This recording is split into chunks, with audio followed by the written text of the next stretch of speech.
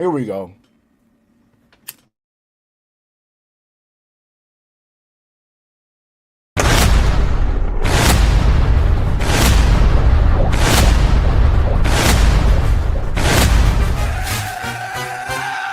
Yeah, three-man show.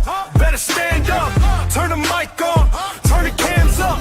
Max Powers dragging Wildcat in the cut. Three names ring out when it's time to talk tough. Three-man podcast, turn that up. Max dragging Wildcat, run that up. Hit that chat, let it flood, go nuts. If you're hating, better hope your Wi-Fi cut. Three-man podcast, talk that talk.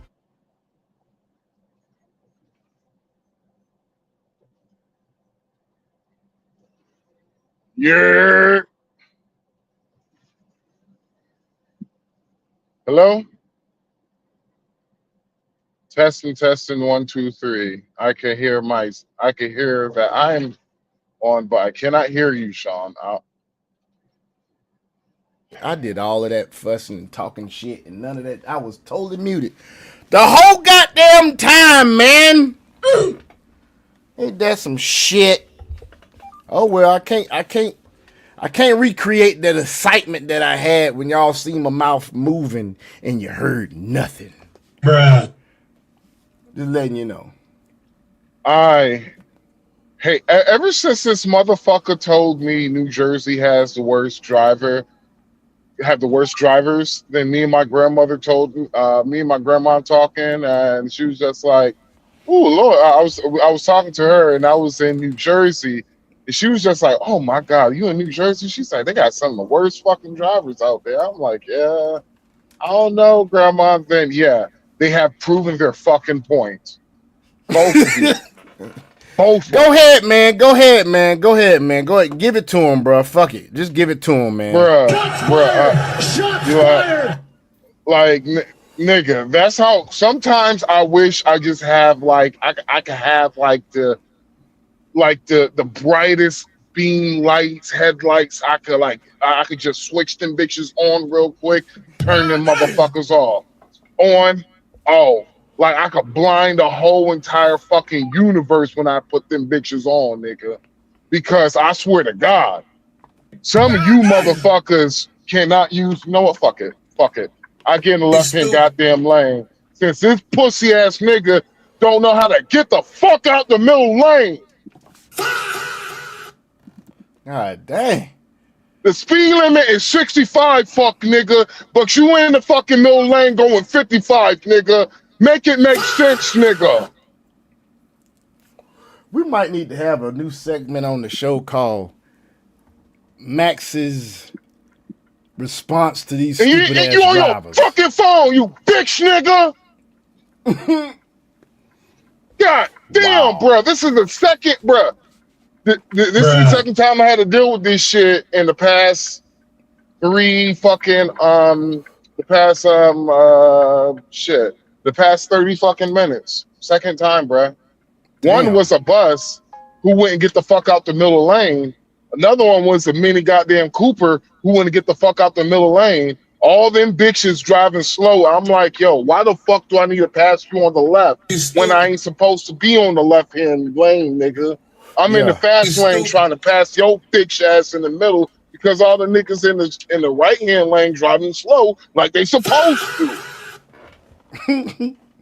Folks, if you're just now tuning in, Max is expressing himself about these drivers, these terrible ass drivers on his routes that he goes on, or routes, however you want to say it, being in the logistic industry. This shit is fucking like, dude. Yo, they gotta, like, honestly, bro, they need to come out with some technology, bro, for regular fucking folks. Like, it will lock your fucking phone while you're driving, bro. They gotta mandate this law or something, dude, because this shit is getting real fucking stupid. Shots fired. You're getting this bitch watching fucking movies in the middle lane. Nigga, really? God dang, for real. Like, it cleared out a little bit. I'm in the right hand lane. Hold on, what you doing? This nigga watching the motherfucking movie. Another, not even a fucking truck driver. Fucking A. That's Shit, crazy, man. That's crazy, man. This whole texting and hold on, don't tell me. Wait, what is this nigga doing in the fucking Suburban in the Miller Lane? This motherfucker. He doing the TikTok, nigga. He doing This the nigga TikTok. video, man. This Bruh. nigga, bruh. This That's nigga on a crazy, man. fucking live in the Suburban, nigga. That's crazy. Bruh. Man, let me hit this. Let me light this cigarette off. Check Do my what you do, goddamn man. blood Hey, pressure, we nigga. enjoying These the motherfuckers commentary, there, dog. man.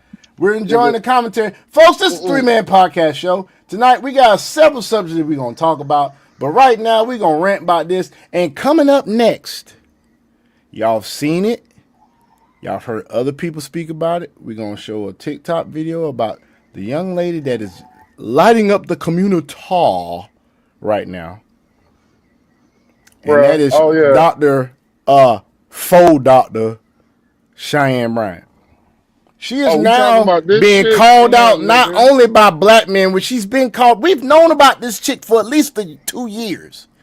At least 2 years. Corey Holcomb didn't call her out till last year. And y'all surprised. Man, Abba called out another one, Sadia Khan.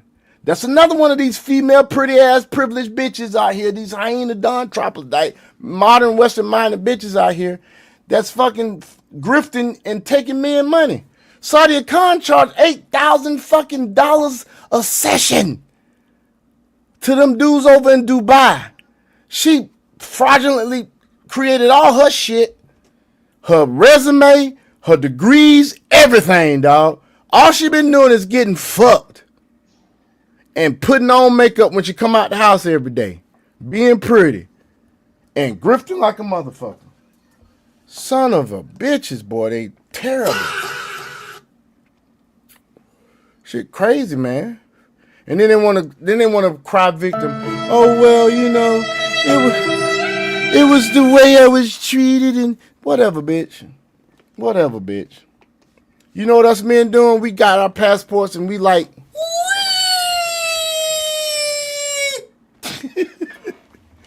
having the time of our lives. I'm planning my next trip. Fuck it. I wasn't gonna go nowhere till like February or spring of next year because I was grinding and doing my thing. But I might go somewhere this summer. I got the damn time already out on my schedule, dog. I just got to damn figure out where I want to go. That's it. But anyway. I'm going back. I'm going home whenever this fucking war is finished. Goddamn Trump, you need to hurry up and end this shit, nigga. He do. Hold on, Trump. You got 3 more do, days, bro. nigga. 3 to 4 more days. Whenever June 1st hit, nigga. I'm Whenever gonna tell you June like 1st this. I got a feeling he gonna wrap this shit up before 4th of July, dog. nigga, That's what I think. I think that's what he's gonna do. No. He's gonna do that shit Hell to no. where I'm not gonna say he's gonna wrap it up on the 4th. I just think he's gonna do that shit before the 4th. It might be sometime middle of June. He wrapped this shit up so that when they had this big ass dude, I've seen like renderings of this big ass shit they finna have, man, for 250th anniversary. This shit's crazy. Hell no, nigga. If you think if just 4th of July, this nigga better wrap this shit up. Yeah, he in better. 4 fucking days. He got 4 fucking days, nigga. The reason why I say he got 4 fucking days, nigga, because fucking truck drivers can't do this shit no more. Like 3 months top for the trucking industry. Yeah, once that June diesel 1st hit, fucking y'all up, ain't it? man, nigga, once June 1st hit, bruh, you talking about niggas, truck drivers about to go on vacation. They just gonna, and that's when you about to start seeing the shit's really gonna start coming into effect and shit. Well, they better do something, man. I mean, I understand why we got into it and all this stuff, but for those of y'all that do watch us, you know, I'm more of a conservative Republican. I think Max is like a libertarian, right? No, I'm independent. I'm pretty much independent. And yeah, like the Republican Party, yeah, I do like the Republican Party, you know, But there's because some shit going that's where on in the all fuck my with it. more that's where all my values are, well, my morals and values are at. But when it comes to sometimes with policies, it my problem with the Republican Party is a lot of these niggas is weak as fuck. Yeah, yeah. I agree with They're you on just that. weak ass niggas, bro. And I'm sorry, I can't. It's hard for me to be behind somebody who I don't fucking respect Yeah. because I'm like, And then, like, then you can't support no Democrats other than what Fetterman, but we don't live in Philadelphia. well, Fetterman, he's gonna have to become a Democrat. I mean, he's gonna have to become a Republican. He's gonna have to run as a Republican because of the fact that they Fetterman has a negative. What was it again? A negative 105% approval from the Democrat Party. Of course he does, because he's doing what he his according to his values and shit. He's not a deep swamp. He's not a swamper. Well, he's more of a, don't get it twisted. He is a liberal. He is a liberal, but he's He's like a more of a 1990s Democrat or something. A little bit he more, yeah, a little bit more left than a 1990s Democrat, but not exactly a 1990s Democrat. I have to say, in my he's opinion. more of he's a fucking liberal. It's just certain shit he has common sense on. Like when it comes to the Save Act, yeah, he thought it was smart. When it comes to Hmm. protecting the borders, yeah. When it comes to like the whole Iran war, he didn't have a problem with it.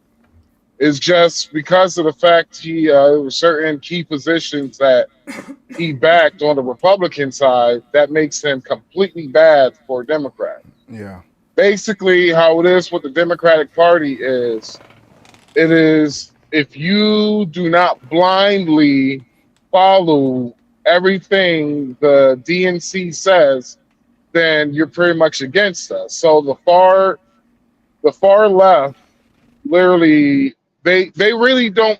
The far left is the ones that do they vote on all the polls. They do all the like all the polling and shit, but they really not a group of fucking voters. And so whatever those polls says with the DNC, them motherfuckers is just going to blindly follow that shit. And so yeah, so Fetterman, he's going to have to either run as a Republican or he's just going to have to retire. He can't run as an independent because he's not going to win.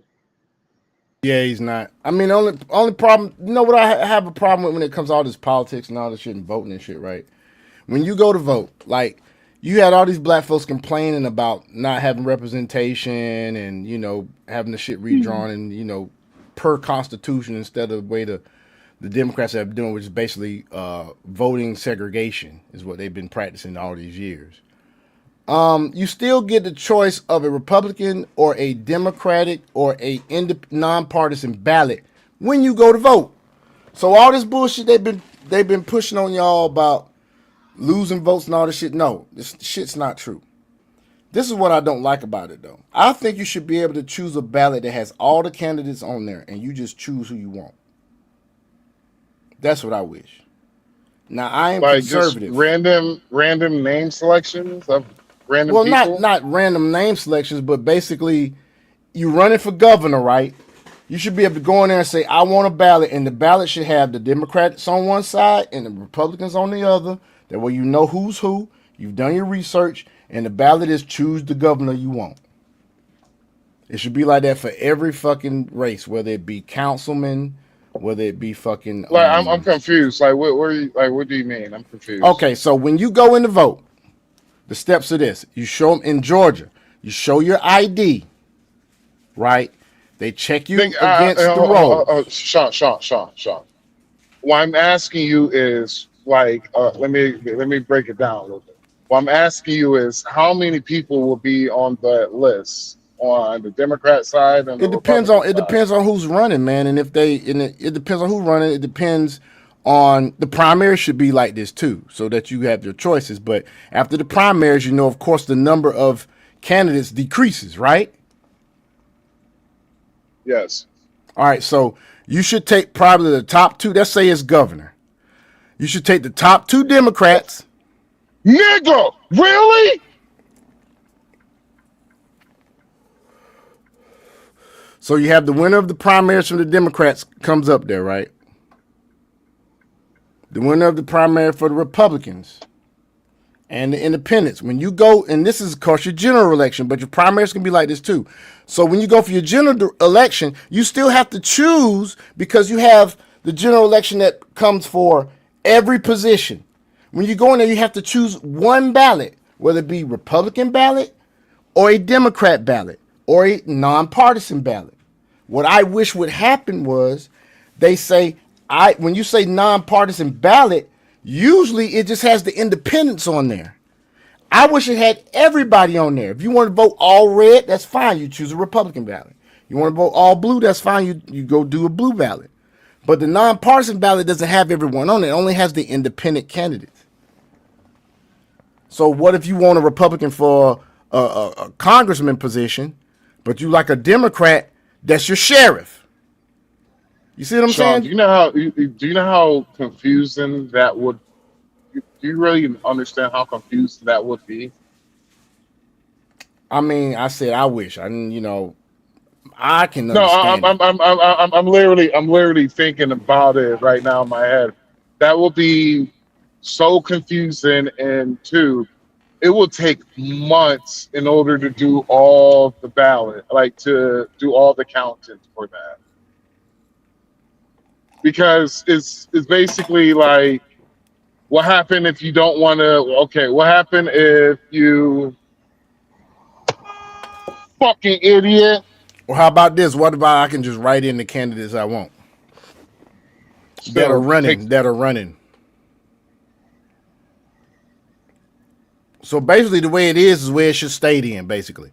Because like when I went to go vote Yeah. recently, yeah. I went in there and they asked me what ballot I wanted. And I said Republican. But what if there's some Republicans on that ballot I don't want to vote for and I want a Democrat from that side, from another side? Or let's say I'm Democrat and I get a Democrat ballot and everything on that motherfucker is just Democrats. But I like a Republican for this position over here.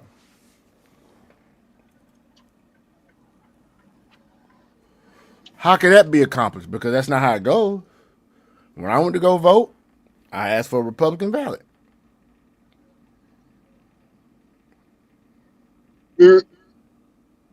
I like the whole system of ranking, of rank voting. The problem I have with rank voting is that it's like what's happening in California, which is biting them in the ass. Is that they have the leading candidates for governors is two Republicans. Milk does a body good, y'all. Milk does a body good. It's two Republicans. Those are the leading candidates, and so I don't have for me, I would say you do rank and file on each party, and whenever you go inside, do voting and shit, you just get a list of the candidates on both sides, and for me, I will take away the R or the D right next to the name. In order for you to vote, you need to know who the fucking person you're voting for. Right. Because some people will just vote and they would just vote for a person just because they're Republican. Some people will vote for a person just because they're a Democrat. And they should do that. In my opinion, the reason why they should do that is so it will make people better stewards of selecting who they're going to vote for. Actually know who the fucking person they're going to vote for. Know their policies. Know that shit. Do you realize this, bro? And this is what I realized when I was on a panel with Angry Man, Trey the Truth Teller, E Black TV. I don't know if you know some of these dudes' names outside Some of of Angry. them. Will and shit. And so the problem I had is that these motherfuckers some of these niggas who came on the panel didn't really know anything about politics. And that's the reason why when I remember me and Angry Man, we had a conversation. No, it was me and Will. We have a conversation one time. I was like, bro, I would rather talk politics with white folks. And I was just like, it's not me being like a coon or something, but this is literally me just saying that black folks really don't know what the fuck they're talking about when it comes to politics, nor policy. And what's surprising to me about it is that you complain about what's going on in your community on a daily basis, but I'm like, policies really do affect you. And I'm like, the policies that some of these motherfuckers have really does affect you. I was trying to explain this to one girl. She couldn't understand. I was like, all right, let me break it down to you. Democrats ran on defund the police. And she replied, no, they didn't. I was like, ma'am, I can show you many fucking instances of Democrats saying, defund the police, defund the police.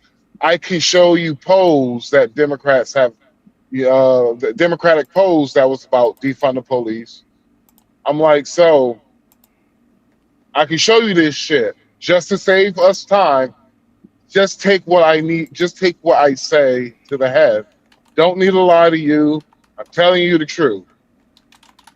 And she was just like, well, I just don't believe anything that anybody tells me without you showing me proof. I was like, ma'am, I am glad that you said that shit. The reason why is that you vote Democrat and they don't show you proof of nothing or none of their fucking policies. I was like, actually, a lot of their policies have harmed the black community more than it has helped. Defund the police. If you're in a high crime area and they're talking about defund the police, congratulations. Crime went up 10% in your fucking neighborhood. On average. The murder rate went up in your neighborhood on average. Sure did. This bitch was literally, she didn't know what she was talking about. And so I was like, all right, man, this is what I'm going to do. If I show you the stats, data, statistics, you have to drop off the panel. Can we do that? She was just like, no. I was like, if you're confident and you're fucking, if you're confident, no, this wasn't on Angry Man's panel. Fuck, I forgot whose panel was that. This was the panel right after Angry Man. But I was like, if you're confident, if you are confident, you should be confident. So you should just be like, you know what? Fine, show me this shit. But I was just like, it's like with a lot of you black folks. Y'all don't even have the balls no more to say you're a fucking Democrat because you know how bad they have done in the black community that it's a fucking they independent now. They independent now. I don't go with either party now. Whatever, man. I don't go with any party. I had a nigga that said that shit to me. I was like, word? I was like, how many times you voted for Trump? He was like, man, I never voted for Trump. I was like, okay, I know your black ass voted for Obama, right? He was like, yeah, I voted for Obama 2 times. I was like, okay, cool. You're a fucking Democrat. Yeah, pretty much. He said, that doesn't mean I'm a Democrat. I was like, bruh, it shows you literally over 20 years of you voting Democrat. Hello? Are we there yet? I bet he voted for Biden too. He's like, I ain't voted for Trump. I was like, if you didn't vote for Trump, if you didn't vote for Joe Biden, so you're telling me you voted for Jill Stein multiple times?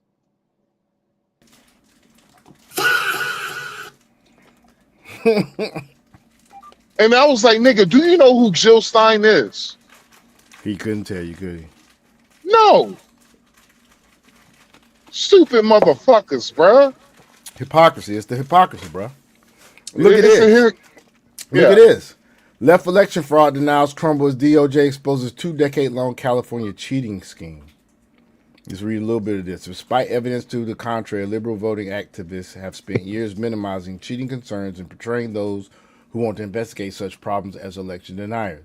But the FBI and the Departments of Justice and Homeland Security are now systematically exposing electoral fraud, from non-citizen voting to ballot box stuffing schemes that are turning the tables in epic fashion. And this is in California, folks.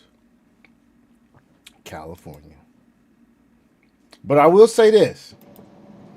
People like this give me hope, even though I'm not even thinking the black community is going to wake up.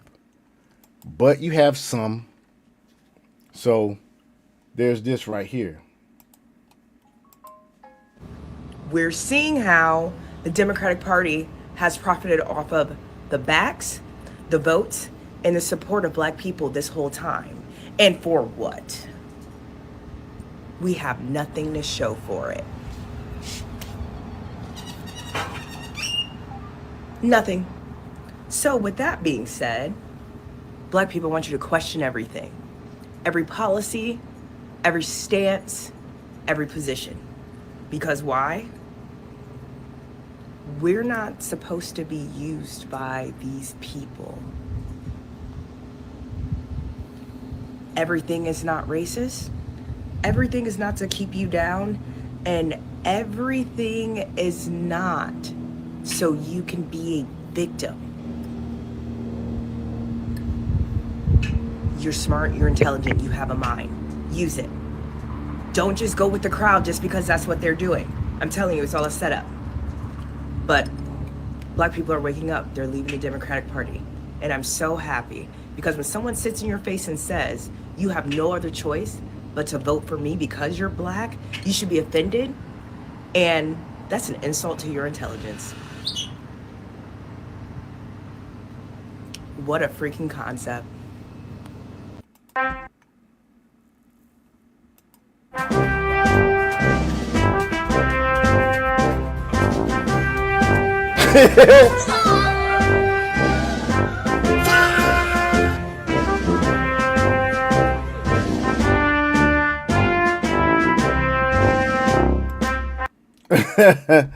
I like that. I like that. Well, I think we have to be willing to say the quiet part out loud. And I think as Democrats, it's facing uncomfortable conversations about crime.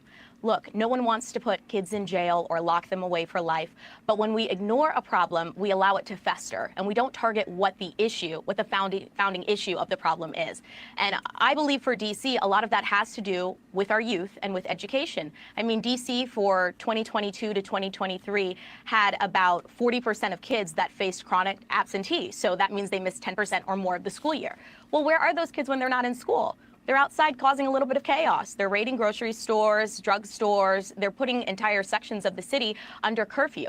And the fact of the matter is the president is addressing something that is very real. We can live in this city and say it's a beautiful city, and we can also say that we have a chronic issue when it comes to our youth. And that's why Donald Trump is a man of the people. And now even black voters are realizing it. All the Democrat fear-mongering and hyperbole is falling on deaf ears because black people can see with their own eyes. The Democrats are doing absolutely nothing for them. In fact, almost everything the Democrat Party does is against the interests of black people. The Democrats pause. Can you pause this real quick, bro? Man, yeah. Yo, is there any way like we could show, you know, something without his commentary? Yeah. Let me see. I just have to do them one at a time too. One day.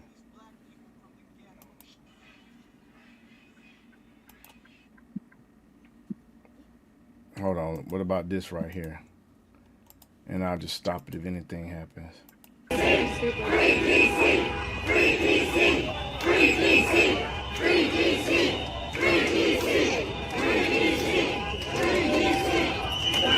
DC ain't none of them jokers black. Nothing brings out the inner Klansman of a white liberal faster than a black person who refuses to obey.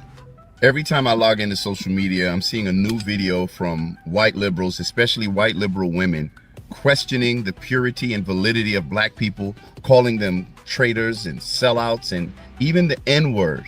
because they are no longer subscribing to the orthodoxy of the political left. And Is I that think Tony? that's interesting to see that they have become so Who's Tony?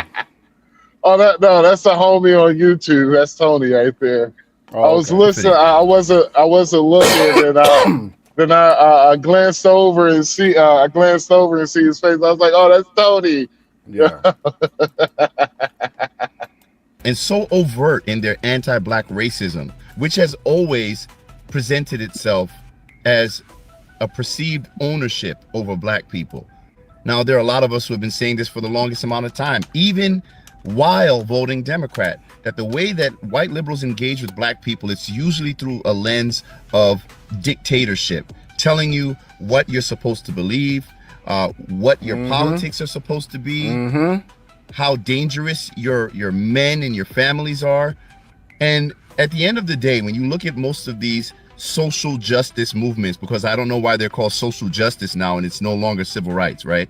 But if you look behind most of these movements, they tend to be funded and supported by white liberals. The same white liberals who tell black women that black men are the problem. The same white liberal women who tell black women that abortion is the #1 civil rights freedom issue of the day. When at the same time, they go home to their husbands and their children, often living the same circumstances that they're telling you that you should not have access to. Black people are now hip to the scam of the political left. And no matter how unhinged you become or how much racist rhetoric you espouse, it's too late.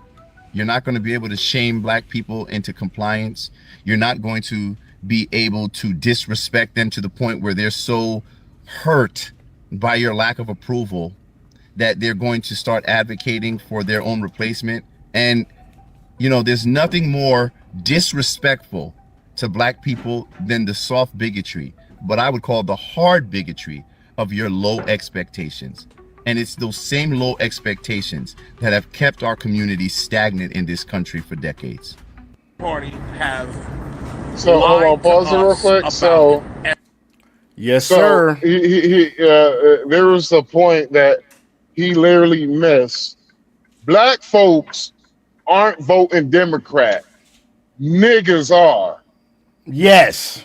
Say that again, dog. Say that again. The only people who vote for Democrats is niggas. Like, I literally had a dude was basically like, yo, y'all motherfuckers rich. I was like, nigga, I ain't fucking rich. I was like, nigga, I make good money, but I ain't rich. I was like, dude, I have a fucking career. He's like, well, for some of us who don't, I was like, man, I was like, listen here, bro. I was like, and I kept it 100 with him. I kept it 100 with him. I was like, bro, if you looking for sympathy from a person, from me, you're gonna be. I'm like, dog, it will be. It. I was like, bro, it would be easier for you to hear a dog talk English before you would ever get sympathy from me. I was like, nigga, I was homeless twice in life, nigga. Exactly. Most niggas who have never been, like, nigga, if the food bank wasn't open, I had to go dumpster diving for food, nigga.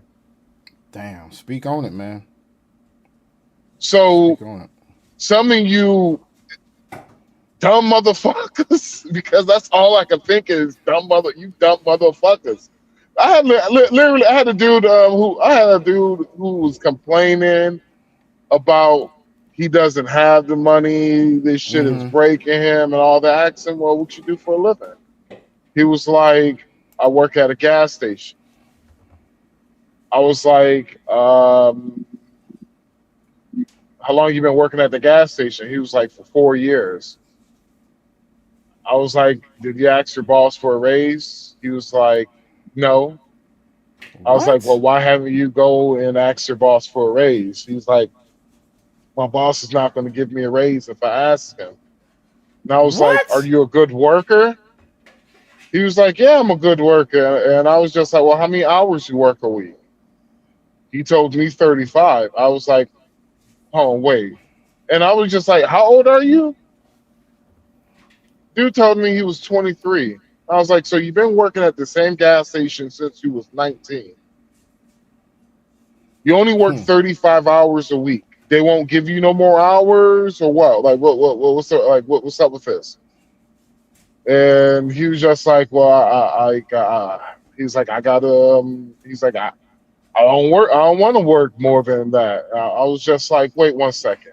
Your bitch ain't complaining that you don't have money, but you refuse to work more, or you refuse to ask your boss for a raise. I was like, well, what are you doing on the weekends? Do you work weekends? He said no. When was the last time you worked a weekend? He's like, I never worked weekends. Boy. I was like, boy, are you serious? And I was like, nigga, you complaining? You want shit free? It's crazy. You want 35 hours a week and no weekends? I work 40 hours a week and I work every other weekend, and I just did 48 hours straight, 4 straight 12 shifts. But the way they do it at the hospital, they start their week on Monday. So I'm not getting no overtime for that. It's blocked up. And he complaining. It gets worse. It gets worse. Good Lord. It get worse than that. I'm talking to homeboy. I'm just like, bro. I'm like, fuck all these people, bro.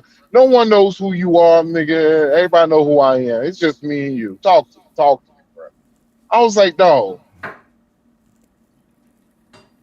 I'm 37 years old, bro, and I was like, bro, they asked me to take off. I was like, bro, I'm gonna repeat that again for you, and I'm gonna repeat it for motherfuckers in the back too. They had to ask me to take off, nigga. Not only they had to ask me to take off, I'm like, bro, I got my shit so fucking down packed on how I work, bro. Nigga, if I'm sitting at a place for more than 20 hours, nigga, I'm automatically taking a reset so I can work more. And this joke over here complaining. And I was like, dog, I'm like, bro, you are literally 6 years. I'm like, dog, 6 years. If I had 6 more years, bro, I'm almost double your age, bro, and I work more than you. So you gonna let this old man outwork your young ass? He was like, well, I want to have a social life and all that shit. And I was like, oh, so what do you do on the weekends? Go to the club with your friends and all that shit? He was like, yeah. Well, I was like, nigga, I was still working 70 fucking hours and I was at the club every fucking week. So what the fuck you talking about? I was like, dog, no, your problem ain't money. Your problem is you're fucking lazy. Yeah, I ain't fucking lazy, bro. Well, yeah. I was like, no, you're a lazy motherfucker, and I don't have sympathy for people like you. I was like, dog, I met people like you who were homeless like me. The difference is I worked my way out of homelessness, nigga. I hustled my way out of homeless, nigga.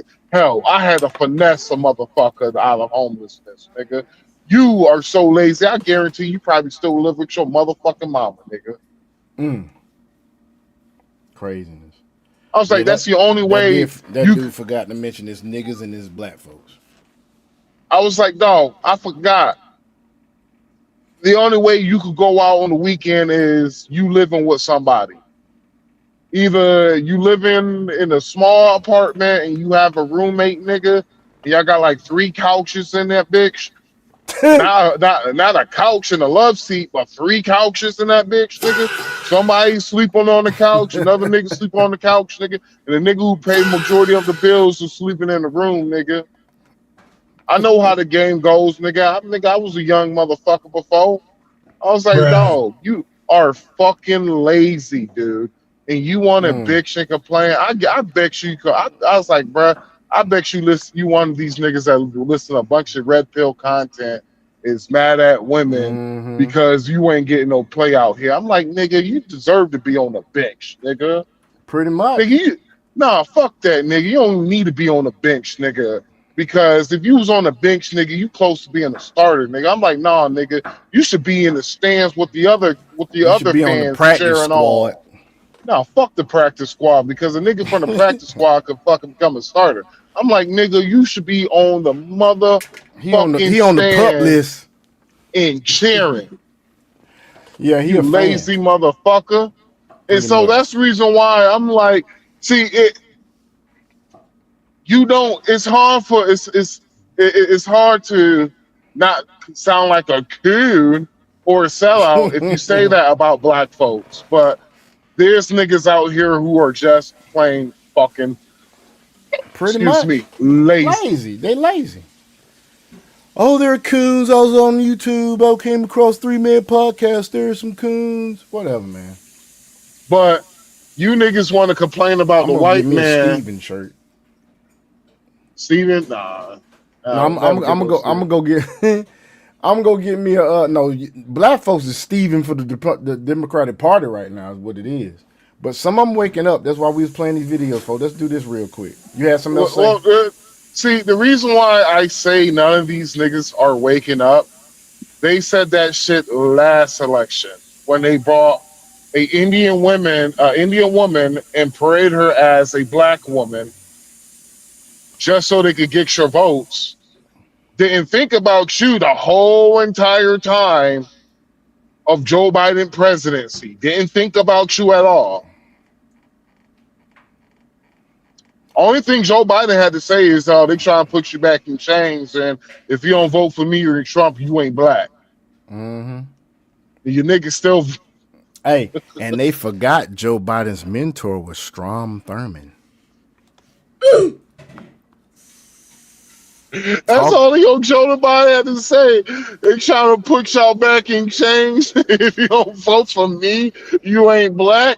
That's all. And they fell for it. Hook, line, and sinker.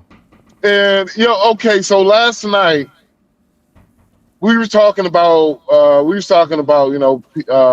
it was just a small segment, and we was talking about voting habits, and I was just like, it's historic record that black folks will always vote against their own best interests.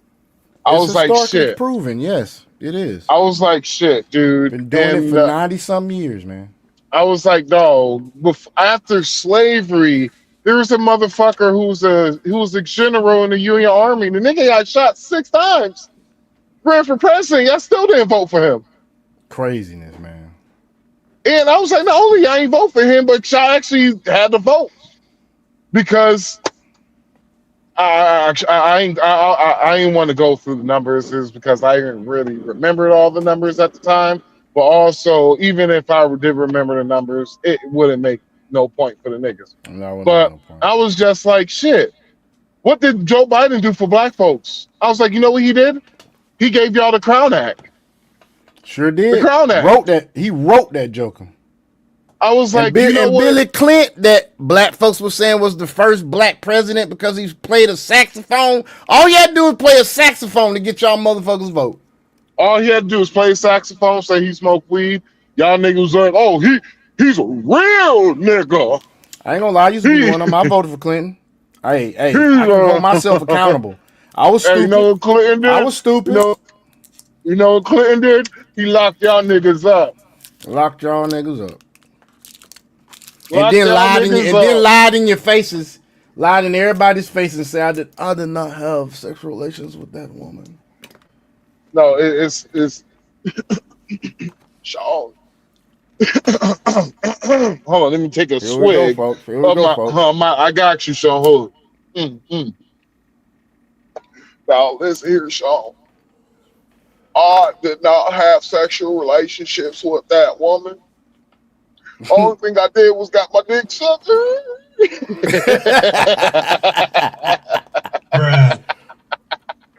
So I had a nigga, I was like, yo, with Joe Biden, who y'all voted for in the 90 percentile, Joe Biden gave y'all the Crown Act. Yep. Donald Trump, his plan for black folks It was the First Step Act and no, it opportunity wasn't. zones. No, wasn't that.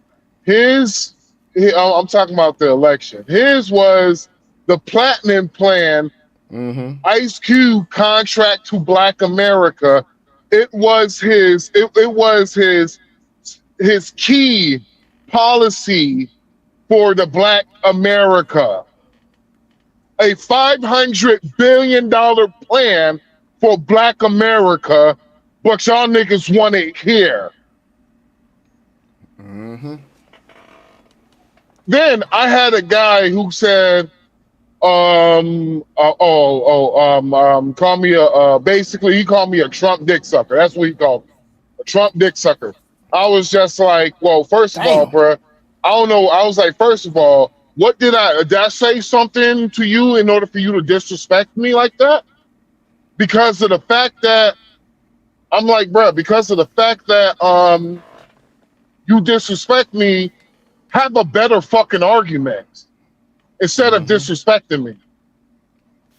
If I'm wrong, have a better fucking argument. Because the nigga, Trump, he did all his campaign promises in 1 fucking year. 1 year. 1 year. His first term, he did 92% of his campaign promises, and he only had a third of administration full. So what the fuck you talking about, nigga? Yeah, he never. I was like, filled bruh. he never filled his whole cabinet, did he? Never. Nigga, filled he the cabinet he position. filled the most important parts. They was damn locking it up in fucking the fucking congressional interviews and shit and all that shit and striking shit people down and shit. Well, like I think it was out of the whole cabinet position is like 3,000 jobs. That's crazy. He only have 1,000 people, so a third of the third of the government. He was running the government with third of his cabinet filled. Crazy. Just a third. Doesn't he still have some positions to fill now, or has he got them all filled? I can't remember. Let me look it up real quick. Go ahead, man. I'm gonna look it up. I don't use my phone. But yeah, man, we're gonna play this real quick, man. Everything. Pretty much my walkaway moment came when I was in college. Today I want to talk to you about my walkaway testimony. I was like your typical raging woke liberal. At one point, I was that raging liberal. Because the whole thing growing up, they always tell you Republicans are racist and they don't like blacks. And I was like, when people say that to me today, I'm like, even if that's true, so what? Where's your values? These people have a right not to like you. We have the news. Well, damn, Sean, like, damn. To our country. They have people saying that all. What, man? Damn, my bad, bro. I had to silence because I had a dumb motherfucker who literally just cut me off, and I'm just over here just thinking like, wow, that was stupid. But my bad. So, my bad. So I'm almost finished before you play that. Let me finish this real quick. So the nigga disrespected me, and I told him, please don't disrespect me again. Right. If you disagree with me, say I disagree and have a better argument. I'm like, because that's the coward's way out. That's not me being disrespectful. That's the coward's way. Then I finished to proceed with the black folks will continuously and forever vote against their best own interests because of the fact that there's something wrong with these niggas. There's something wrong with these niggas in the fucking head. I don't understand it. I'm sorry. I don't like saying it. Is it I don't MK get pleasure. Ultra? Like it probably fucking could be.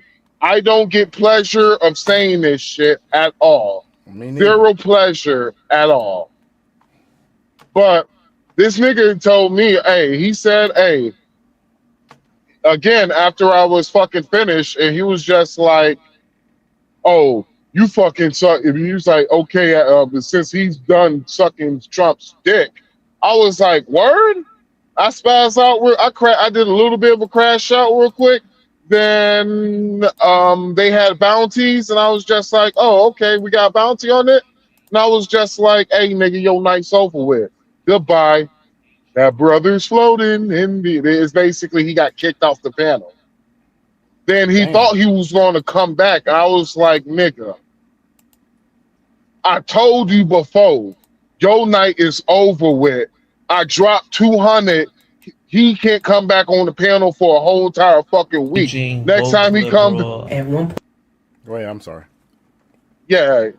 Next time his bitch ass trying to come back to the panel, nigga, I'm just gonna kick him off for the. I'm just gonna kick him, kick his ass off again because of the fact that you're not going to. That's what these niggas do. Intelligent. These niggas are intelligent too, but they are niggas. They are niggas at the end of the day. They cannot make an argument. It's all because somebody told them Donald Trump is bad. Exactly. So they would rather believe Donald Trump is bad than to actually make an educated argument, or hell, I'll take an educated guess, nigga. Exactly. Be able to support your argument. That's the basis of debate. You have a conflicting side than me, and you should have supporting evidence to support your argument, and they don't have it. They're parroting. What do parrots do? Parrots are pets. The owner tells the parrot what the fuck it wants it to say, and that motherfucker say it anytime. No thought process. Check this out. I was that raging liberal. Because the whole thing growing up, they always tell you Republicans are racist and they don't like blacks. And I was like, when people say that to me today, I'm like, even if that's true, so what? Where's your values?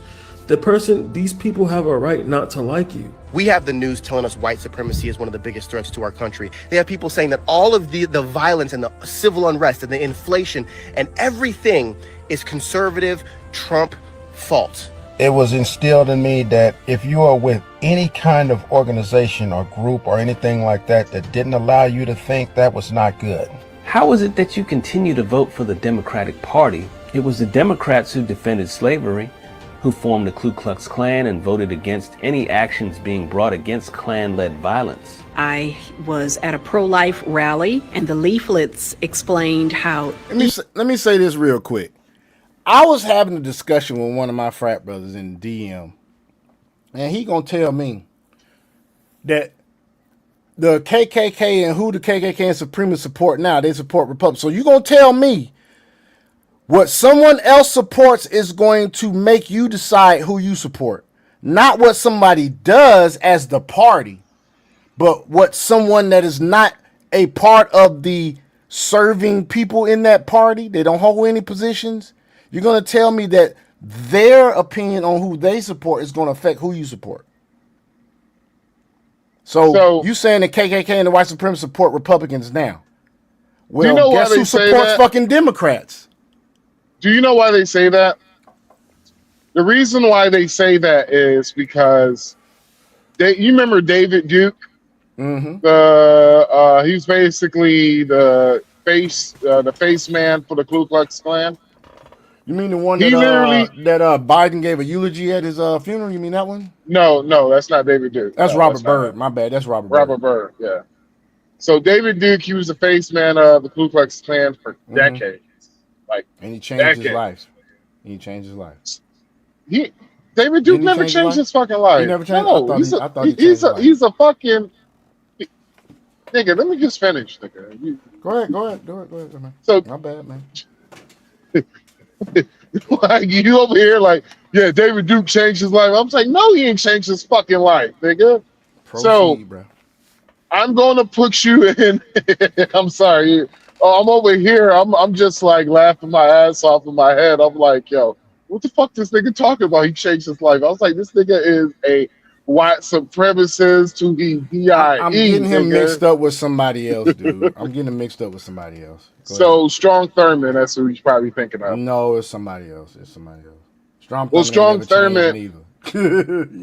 He actually did change. He had a near the end of his career as a politician, he actually had a multiracial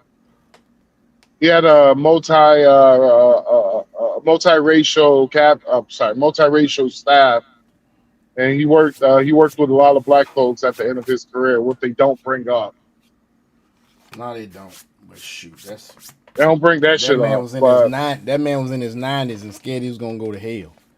In my opinion. But proceed though. no, when did Strong Thurmond Google when did Strong Thurmond's look at? Well, no, he wasn't in his fucking 90s because Strong Thurmond, well, he was like in his 40s at that time. I don't know, man. When they quote unquote party switch. Mm-hmm. So yeah, he started. He like 5 years after the Civil Rights Act, he started having black people in positions of power underneath of him. You know, he was only one of I want to say 7 that switched the party. Maybe a little more. Between 7 and 15. It was technically one of four. Because some were retired. They didn't go. Some of them who actually were the racists, they switched over. Then it was just like 3 who really weren't racist. It was just their district he was in. Mm-hmm. And so, yeah, I looked that shit up. It was like 7 in all, something like that. But it was a very low number. It wasn't enough to switch the whole, like, as a former Falcon coach that I can't stand say, so ethos of the party. As a person who has personally been around white supremacists, who have been around motherfuckers who are in the Klan. One of my next door neighbors were in the Klan. And I have literally asked this man, well, by the time he died, he was no longer it was like 2 years after 2 years I met him. He had cancer. He found out he had cancer right when I moved in, and he motherfucker couldn't stand that he was living right next door to me, and I couldn't stand I was living right next door to him.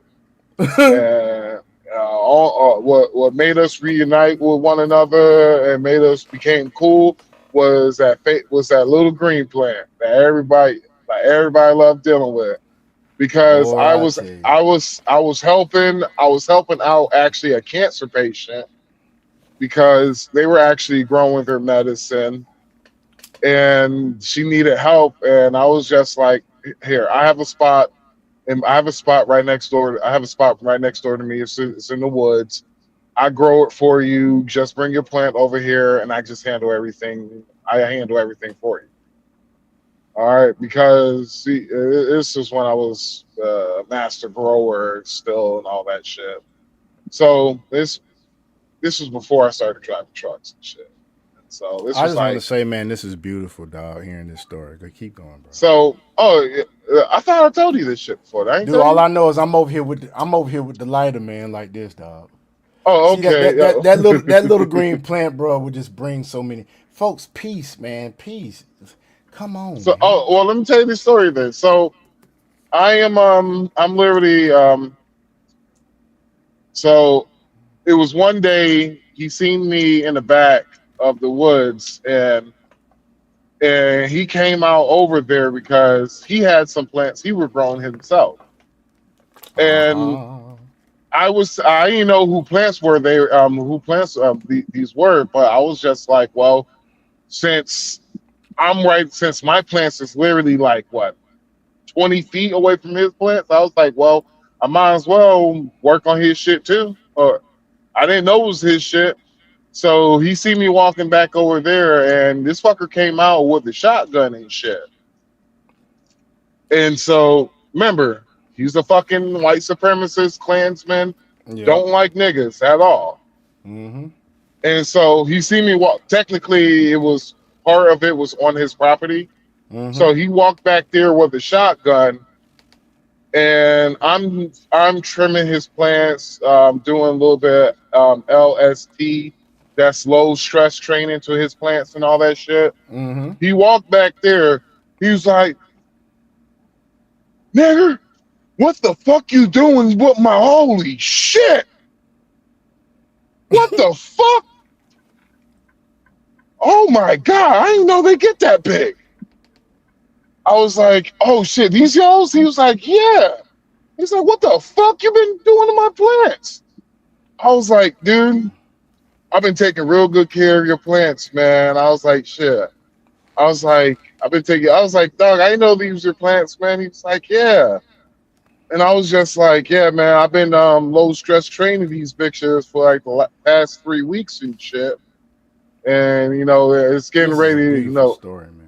it's getting ready to flower. It's the flowering stage and shit. It's early flowering stage. So his plants got like really fucking big. Like it took about 5 niggas just to harvest his plants. It took about 5 not niggas, but white boys and a bunch of white boys and me. But so me and him, we was talking, and he wanted to know a little bit about like, how did I was able to do that shit. And I was just explaining to him, I was like, "Well, man, your plants, they want to grow. You just gotta, sometimes you gotta help them out." I was like, "So that's what I was like, you do a little bit low stress training.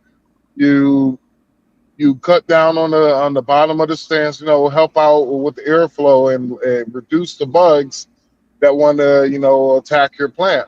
And so this motherfucker had 3 plants out there. This nigga got about 15 pounds off the 3 fucking plants. Woof.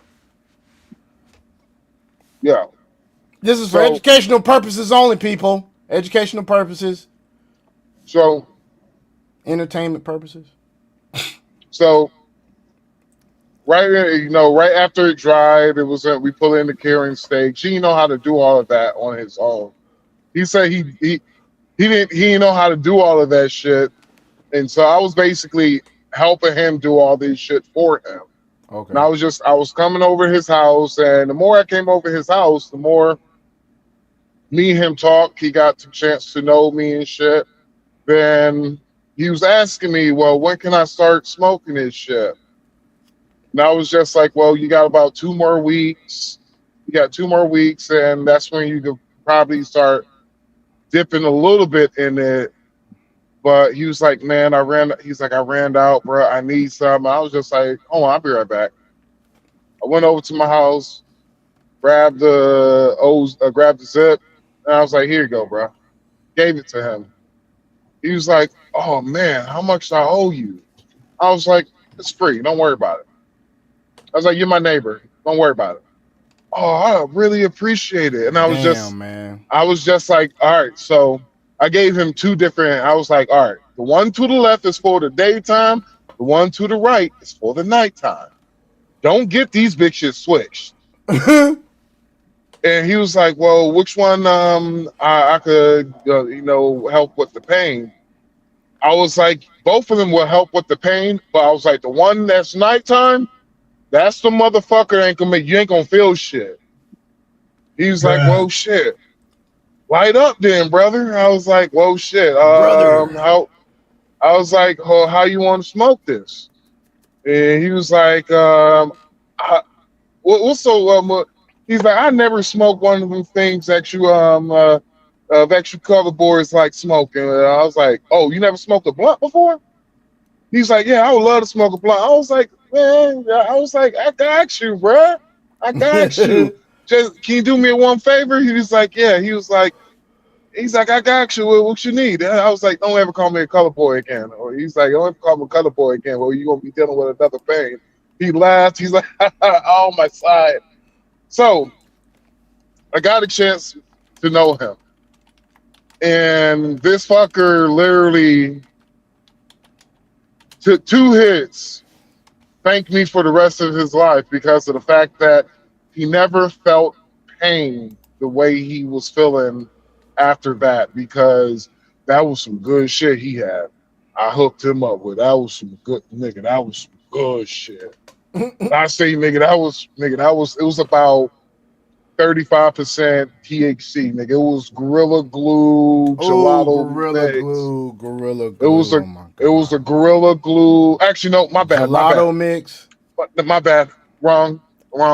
It was Gorilla Glue Granddaddy Perk. It was a crossbreed. It was the first of its kind. Crossbreed. So it came out to about 35% THC. Wow. That nigga never felt pain. He was like, he never felt pain again. But we got a chance to know each other, you know, then eventually life got harder for me and I had to move away. So he kept in contact with me. I kept in contact with him. Then, long story short, he called me about 3 weeks before he was passing, and he was like, I want you to come over and see me. And I was like, you know what? I was like, I don't know if I'm gonna have money to see. I'm like, I'm back in Georgia. He was like, I'll send for you. I'll get you a plane ticket and all that, whatever it takes. I want to see you. And I was just like, I got you, bro. I got you. What I did was I borrowed one of my friend's cars and I drove up there to see his ass and shit. And he gave me $300 just for me taking a trip up there. I was just like, oh. He told me, he was like, I'm not doing good. And I want you to do me a favor.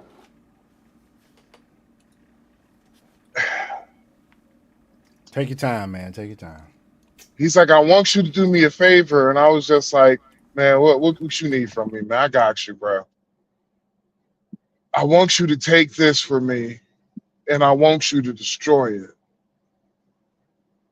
And I don't have long to live, but can you promise me something? Just one thing.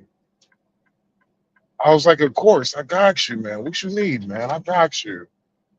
This is the dying man's last wish, but I want you to, can you come to my funeral? I was like, motherfucker, you want me to come to your funeral for real? He was like, I was like, nigga, no. I was like, well, all them racist white folks. He's like, yeah, I know it's a hard tell to ask, bro, but I want you to do something for me. I want you to take this robe. Now, I want you to come to my funeral, but I want you to deliver my eulogy for me. Can you give my eulogy? And I was just like, why? I was like, of all the people, why me? He's like, because before I leave this earth,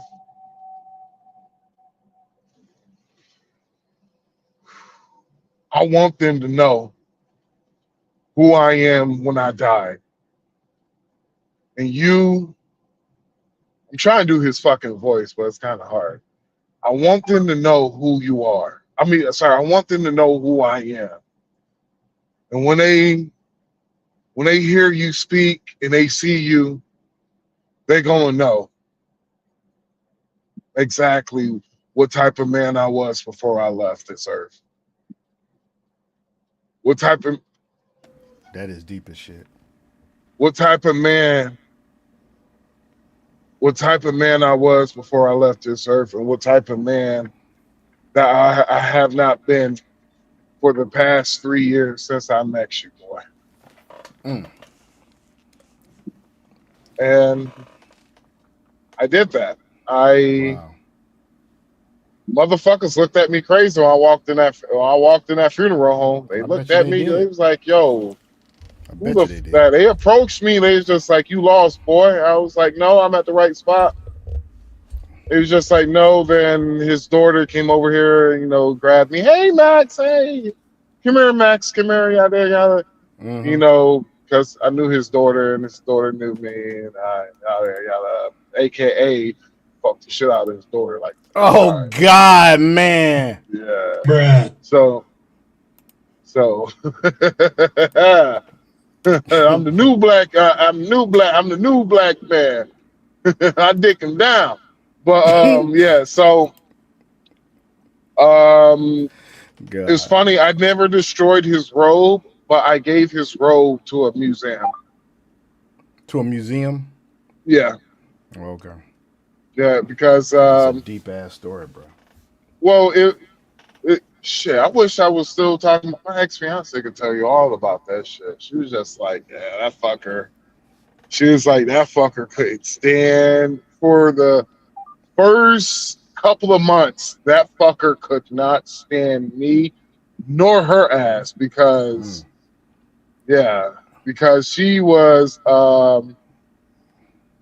black, but she was, you could tell she had She was some white white in passing her. or something? Yeah, she was white passing. And he always called her a race trader. Her parents was a race trader. God damn, man. Oh shoot. But anyway, man, But yeah. we're gonna go ahead and we're gonna go into this, and then we're gonna hit something about Cheyenne Bryant. Then we're gonna go into some recent events that's been happening, especially with the war, which both of us agree the shit needs to wrap up. Evil Planned Parenthood is towards the black community and has been backed and supported for many, many years by the Democrat Party. And the KKK. Margaret Sanger was a real big white supremacist. I realized that like the Democrats are literally like they're all You said who? communists and Marxists. Margaret Sanger, the one that the founder of Planned Parenthood. Oh, do you know who was the first recipient of the Margaret Sanger Award? No, but I bet it's something crazy. Who? I promise you, you wouldn't guess who was the first recipient. I don't know, Michelle Obama. Martin Luther King. Oh shit. Oh shit. Bruh. That's why when I tell people that they get very upset with me, and when I say fuck Martin Luther King, I don't fuck with him because he was a sellout. When Malcolm X said he was a sellout,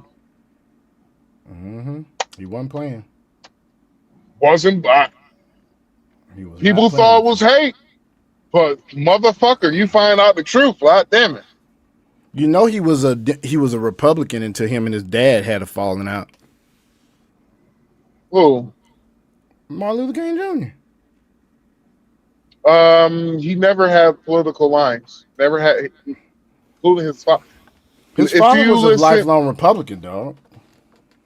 If you listen to Chad Jackson, did you ever watch the movie Uncle Tom that I sent you? The documentary? Nah, I didn't watch it, but I did watch. I've watched some clips of Chad Jackson. Yes, I have. Yeah, look at the movie Uncle Tom 1 and 2. Like it's actually a great fucking documentary, bro. I bet you it is. That is the thing that kills me. I was like, dog, how the fuck this shit did not win an award? Because it's a great documentary. Even if you disagree with him, it is still a great documentary. But yeah, I'm reading Malcolm. I'm reading Martin Luther King Jr.'s best friend's autobiography right now. Yeah. Abernathy, Ralph David Abernathy. He got all the secrets. Ben, there's did you know that he wasn't even a fucking reverend? Nope, he didn't believe in Jesus Christ either. Yeah, he didn't believe in the Virgin Mary. He didn't believe in the resurrection, basically. And he didn't believe Jesus rose. If I remember correctly, was it Jesus did not rise from the dead? Right. And the walls came tumbling down. Ralph David Abernathy, autobiography, right here, folks. Yep. Right here. The craziest thing is that is 3 things. Those are the 3 important things in Christianity. If you don't believe in, how can you say you are a Christian? You're right. You're right. You're hitting on all cylinders, man. You're totally right. And I've always been like a capitalist because I believe in the free market system. And then I found out that Martin Luther King was a Republican. The Republican freed the slaves. A lot of the Democratic policies were about using these people and using minorities to leverage voters, taking whatever their issue is and making it the broader political party's goal to put that on their banner instead of actually doing something to help it, if that makes sense. The Democrats have never thought of blacks as equal. They still don't. They still push forth the false narrative. You can't get IDs. You need lower standards for math tests. You need lower standards to get in schools. You don't. We can make all these things no problem. We don't need any handouts. You got the skill set, you get the job. You don't, you don't. How they paint Trump out to be something else. It's so evil to me. I watched CNN for 4 years with this Russia for them to be nothing. Why can't y'all just be unbiased and tell the truth? I wasn't going to accept somebody just telling me something and I'll just blindly believe it. I was taught to fact check, research, and do everything possible that I needed to do to find out the truth. The Democratic Party lied to us all while they brought in millions of illegal immigrants for their own political purposes for the last 4 years. It was the Democrats who imposed segregation, who were against the Civil Rights Act, and it was the Democrats who were responsible for most of, if not all of the lynchings of blacks. Learn to do your own research. I am tired of you guys just running around, I'm a proud American, and then opening your mouth to be spoon-fed information so you can palate it. Because if you ever had to draw your own conclusion or connect your own dots, you would be completely lost and probably dye your hair purple. And I also saw like through my studies that communism, socialism has never worked. I've left the Democrat Party. I will never be back. I do not regret leaving the Democrat Party. I do not regret leaving the Democrat plantation. Walk away from the party that's been working overtime to conceal its racist past and present.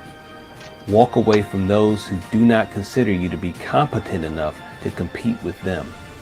Perhaps it's time to walk away. Hey, fucking man. Hey, fucking man. Oh, excuse me. Amen. Sorry, Lord. Sorry about that, Lord. But, man, I tell you, man, that is what I'm talking about. But still, with all that being said, the black community is somebody that will let you down every time. You hear me? So we'll see what happens, folks, when it comes to the dang midterms. I can tell you this, though. In Chicago, they serious about flipping red. They got that black, you know she's running for mayor now. You know that woman that you said that looks good, that's Chicago flips red, her name's Danielle, I think it's Crystal Waters or something like that. Max. I don't know what's going on with Max. But anyway. But yeah, Chicago flips red is serious. You hear me? They already have a black woman running on a Republican ticket for mayor. Brandon Johnson is the Democratic mayor of Chicago, and he has the lowest ratings of any mayor in the history of America at about 6%. It may be less than that by now. But they already had a black woman that won on a Republican ticket in Cook County in Chicago.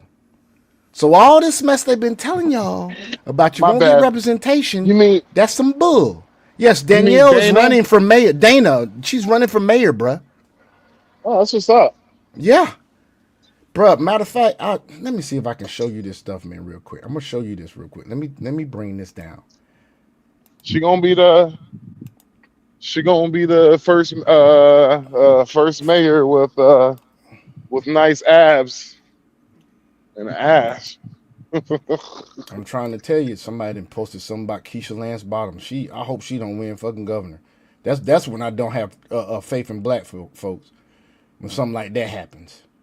Crystal Lance Bottom, man, Keisha Lance Bottoms. Oh my God, I hope the hell that. Ooh, I gotta mute this because I think I think I gotta mute this because it's not music, but it's a look at this, bruh. This is what she posted on Facebook, man. You see this, Max? Okay, yeah, I seen that. That's nice. I don't just lead Chicago, I protect it. Go head on. That's what I'm talking about. These $2. If you're gonna be a strong black woman, be a Appreciate it. strong black woman with values. You know what I'm saying? Whether it's independent or Republican, because if you Democrat, you ooh, have you seen what's going on in the Democratic Party?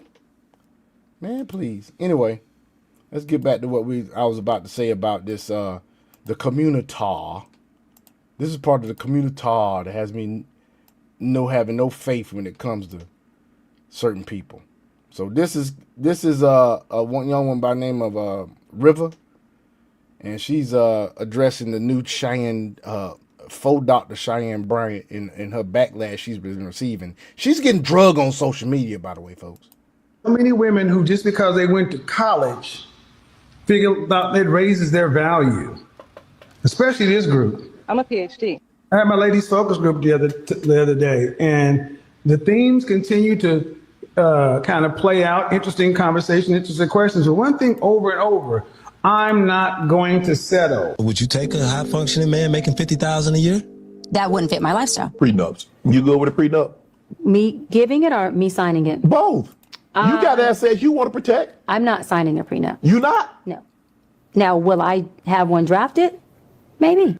I became this woman over here, therefore I deserve this man over here. Well, ladies, like I tell every one of you, men don't care about what you have. We care about who you are.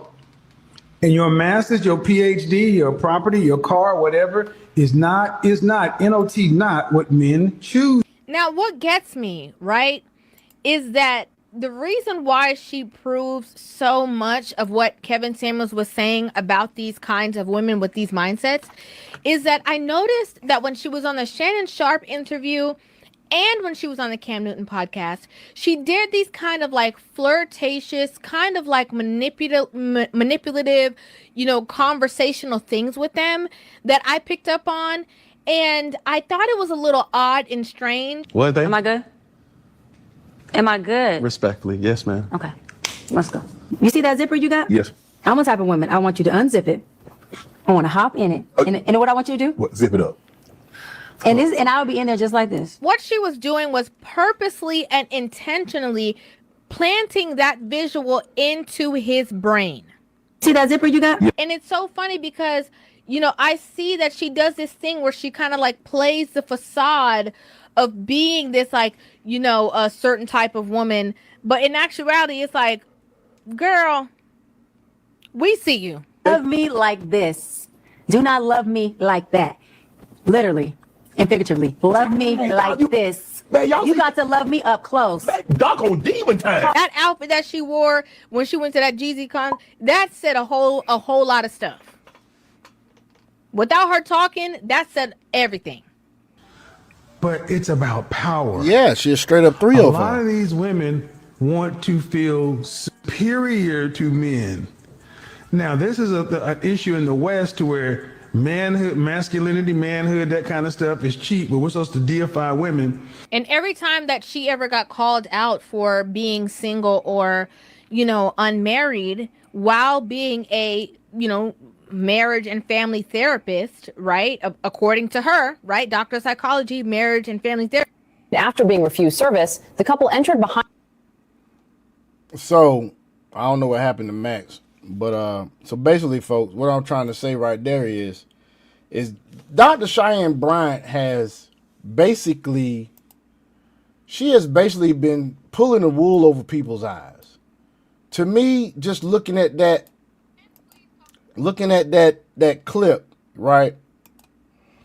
When she was talking about how Dr. Bryant was putting those suggestions in the Shannon Sharp by saying, I want to hop in your coat and whatnot. That's something that a woman with a Jezebel spirit would do. Just to let y'all know, okay?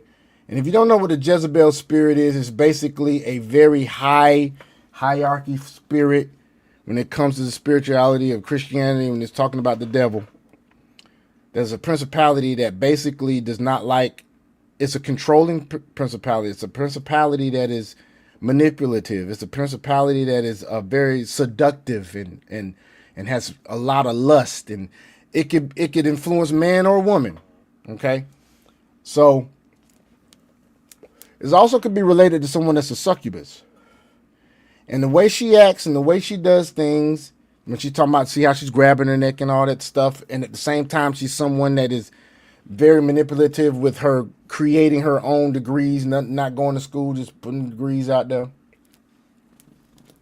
She does not have a degree in psychology.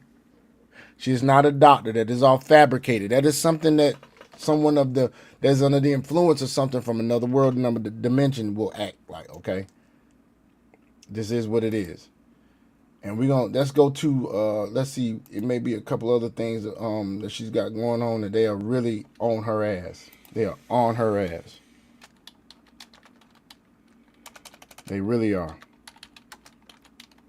But before I forget, don't forget to comment, like, subscribe, share. The 3-Man Podcast, baby. The 3-Man Podcast. All right, so let's go right here real quick. Oh, no. I got somewhere we can go, folks. Hold on. Right quick. Trying to tell you this shit here, boy. We gonna see if we can discover some things tonight about Dr. Cheyenne Bryant. What's this right here? This is from TikTok. I'm be real with you, bro. I'm so tired talking about this bitch. I feel you, bro. Like, no. Argosy University. Okay, so Cheyenne Bryant responded to backlash from not being able to prove she has a PhD by showing the world she is living her best life, despite not having the credentials to back up the title she holds. Ain't she a video vixen? Quote unquote, Dr. Cheyenne Bryant just. I don't know, but she is bisexual. Matter of fact. No, she's a former video vixen, bro. Yeah, she a former video vixen. Wow. This on the Instagram as a tribute to the haters. Y'all still talking? That was her caption. And the song she's dancing to right here, Cardi B, Pretty and Petty. Now, if you don't know who that is, let me tell you, quote unquote, Dr. Cheyenne Bryant is very popular on the internet as a self-described life coach. She's been on many different podcasts. She's been on television and a few more places. Now, recently, she's been asked to produce her dissertation, to produce her doctorate. And she says, I don't owe y'all nothing. I'm not going to do nothing. Y'all are mad because I made my own lane and I'm getting money and y'all are not. There's all kind of think pieces, articles, commentary online, YouTube videos, endless, everything about the situation because people are offended. There's even articles like this from Essence that say, here's how to find real support. Now, me personally, I never thought that Cheyenne Bryant was a real doctor. I always saw her as somebody that was an entertainer, somebody that was an internet person, just like me, a podcast guy, a podcast girl. That's the way I saw her. I never took her quote unquote doctorate seriously. I took her doctorate as seriously as Dr. Phil or Dr. Seuss. Not even trying to be funny. I'm just being 100% real. Now, some of y'all taking her seriously. I'm like, why would you? Why would you? This kind of behavior, we saw that from the beginning. This chain right here says Dr. Bryant. Why take someone seriously like this that you met on the podcast for the very first time for any kind of real world advice? If you need real advice, real help, go to a real therapist. Don't. So yeah, we ain't gonna talk about her no more. It's called niggas. That's what it's called. Niggas, you don't have to prove shit to niggas. At all. You don't have to prove a damn thing. Honestly, actually, you know what? What? The reason why people want proof now is because she could treat black women one time. She can do what? She critiqued black women one time. Oh yeah. And they went digging. One time. They got pissed off when they asked about the dating market. That's when they was started. That's when they started questioning her credentials. She was like, "Black. She's like, I see a more good black men than black women out here now." When she did that shit, that's when all this shit came brewing. Damn. Can't make this shit up. No, you can't. So basically, what you're saying is they got pissed at her, so they started digging. No, they got pissed at her, then they started questioning her credentials. That's what I'm saying. Yep. Same thing with Dr. Umar Johnson. Shit crazy, ain't it?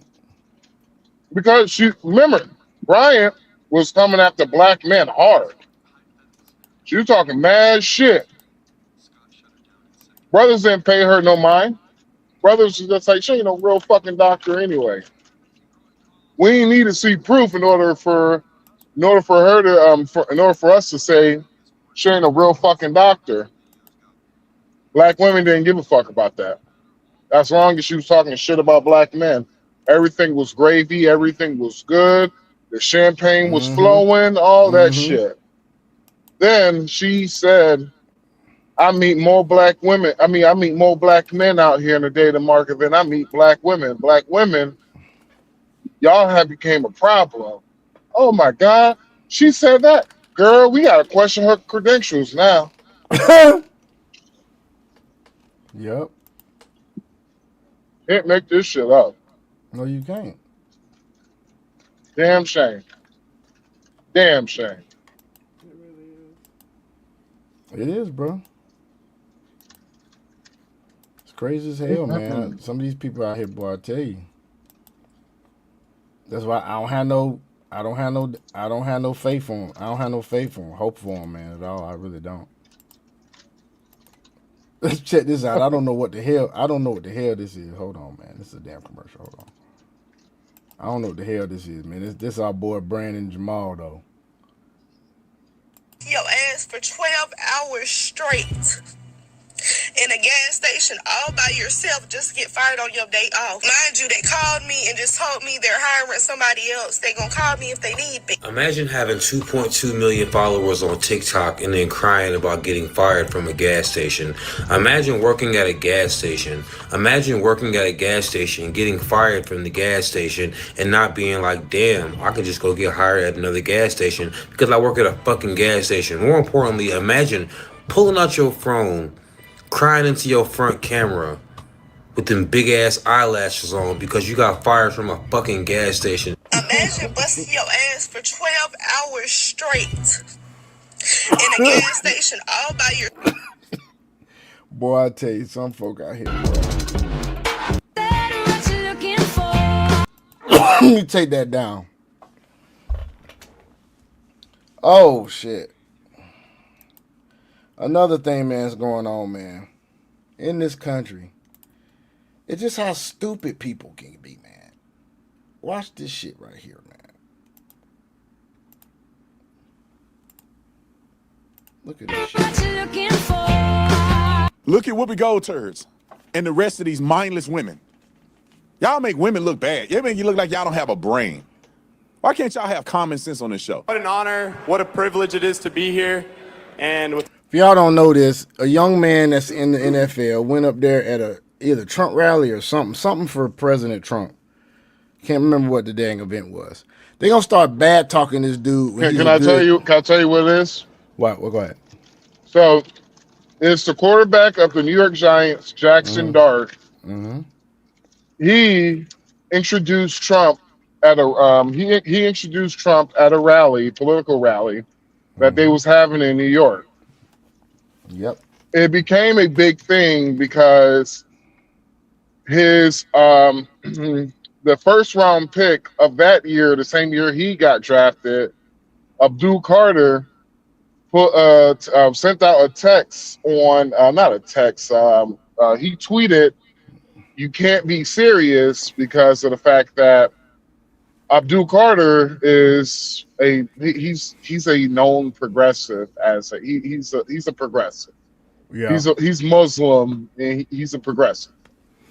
So the problem is that they're trying to make it seem that Jackson Dart, he's completely MAGA, lost his mind, all that shit. They're trying to basically cancel Jackson Dart just because he introduced Trump at a political rally. Yep. They stupid. Yeah. Without further ado, I'm grateful, I'm honored, I'm pleasured to introduce the 45th and 47th President of the United States of America, President Donald J. Trump. I want to thank Jackson Dart. This is going to be a future Hall of Famer in my book. Thank you. Thank you, Jackson. For somebody to back a guy like Trump, whose history in discrimination and racism goes back to housing discrimination. In the 70s. Time In the out. 70s. In the 70s, his father had the housing discrimination that was rectified.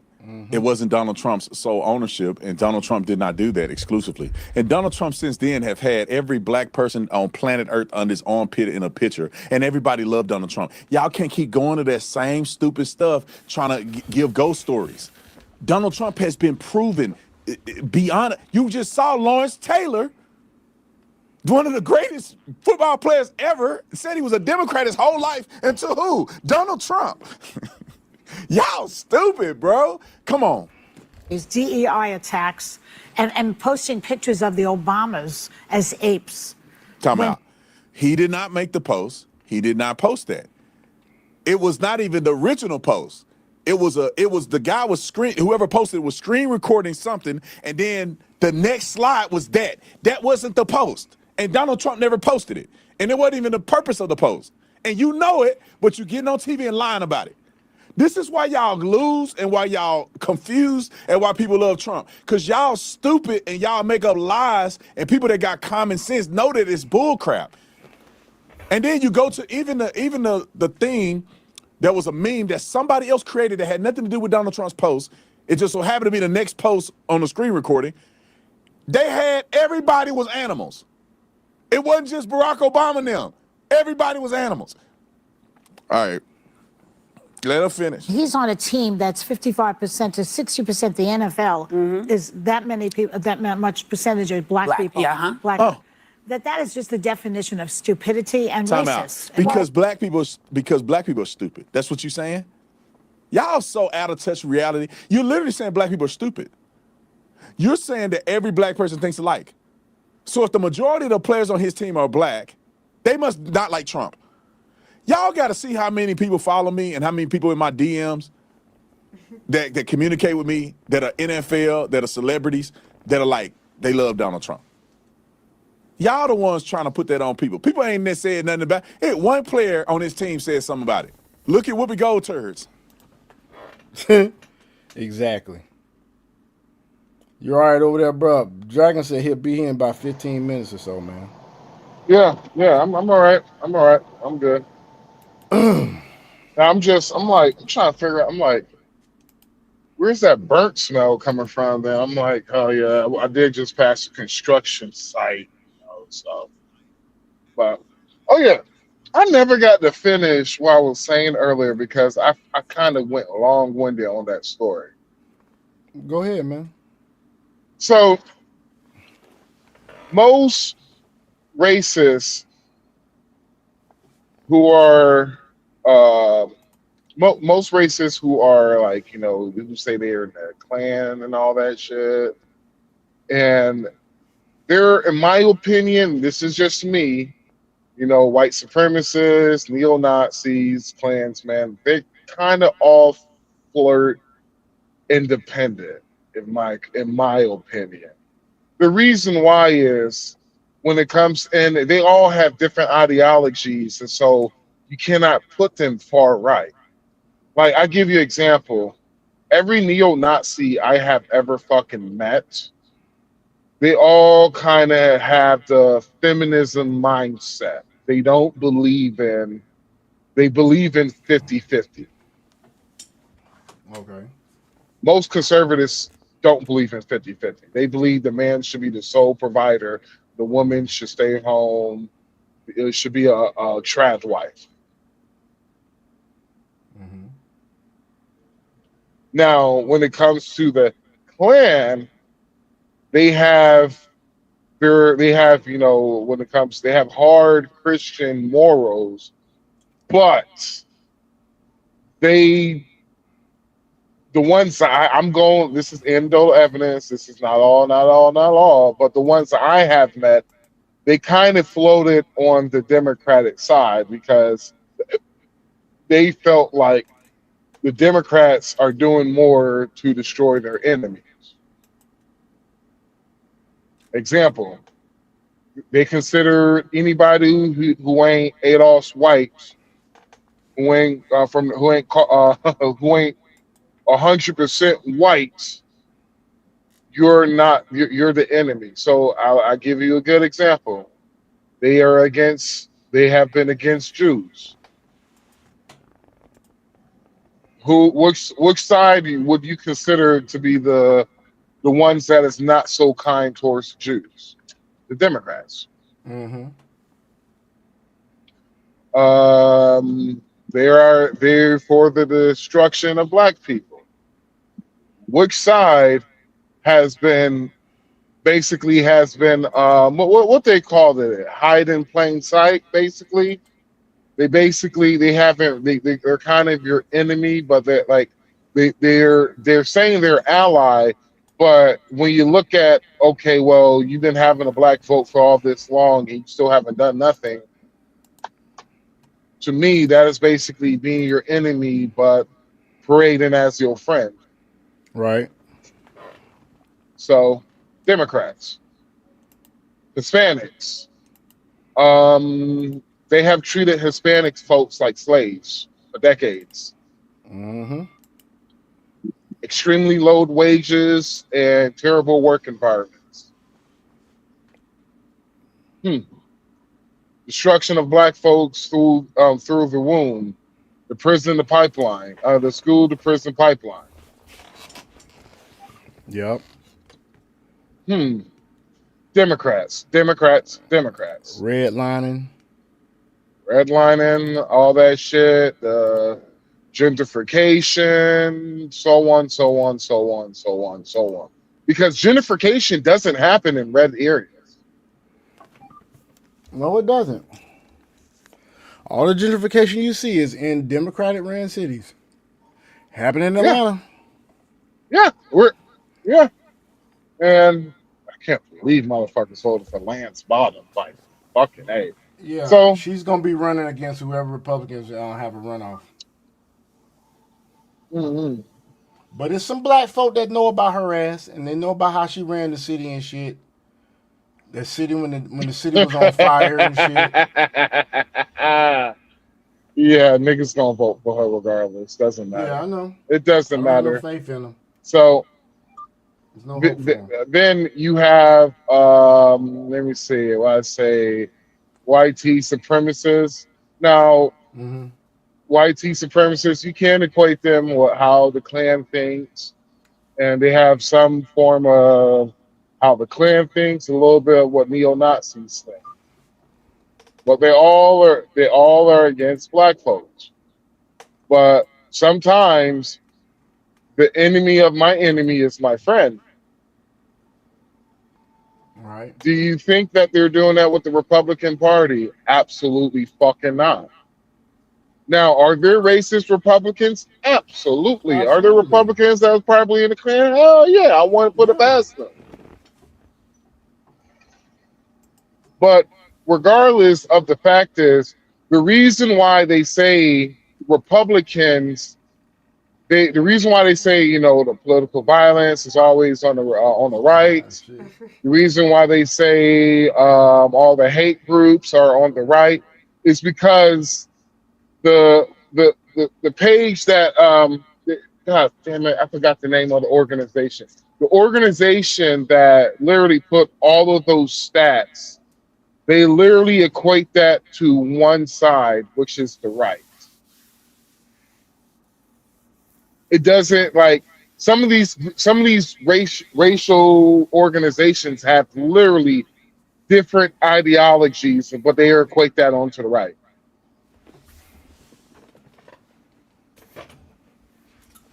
Because I have not met one person who has been a quote unquote neo-Nazi who literally is conservative. So that was it. Well, I appreciate that rundown, bro. I didn't know that, man. I did not know that. Here we go. Are going to be upset, but he is telling the truth. Black people are the least informed voters. And black people don't remember when Joe Biden stood on Washington, Capitol Hill, and said that black people need to be locked up. That his kids ain't going to school with no black kids. They don't understand that Biden is the author and he sponsored mass incarceration. It wasn't Bill Clinton. It was Joe Biden who led the 1994 omnibus crime bill that got us in the worst in slavery, homie. Black people forgot that he came to America and said that there are black children who are going to be super predators. And they forgot that. A lot of liberals are going to be upset. Yeah, man. They forgot that. What's up, Dragon? What's going on, man? Doing good. Had some stuff that I had to take care of. Like, what's good, bro? I'm excited right about now, but I'll talk about that later. You talking about XLM?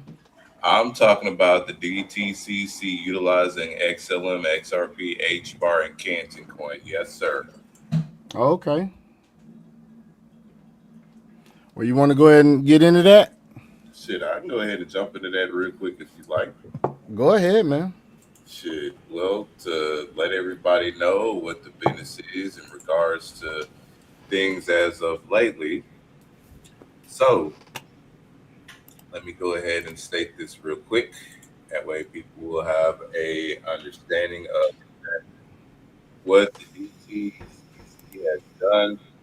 So the DTCC tokenization service to connect with Stellar Public Blockchain as DTC advances its multi-chain strategy. So as of today, the Depository Trust and Clearing Corporation, DTCC, hey, mute up, big bro, the premier post-trade market infrastructure for the global financial services industry, and the Stellar Development Foundation, or SDF, today announced plans to enable the tokenization of the Depository Trust Company, DTC, custody assets on the Stellar network, a configurable and public blockchain used across securities, payment, and remittances applications. I want to pause real quick before I continue this article. Do not forget, it was just announced the other day that the government of Bermuda is going entirely on the Stellar blockchain. So not only do you have the Depository Trust Commission, you have an entire country's government going on to the Stellar blockchain as well, too. If you guys can't see the implications of what's happening with this chain and how I always talking about the institutional rails and investing in the institutional portion of the institutional plumbing, this is what institutional plumbing is.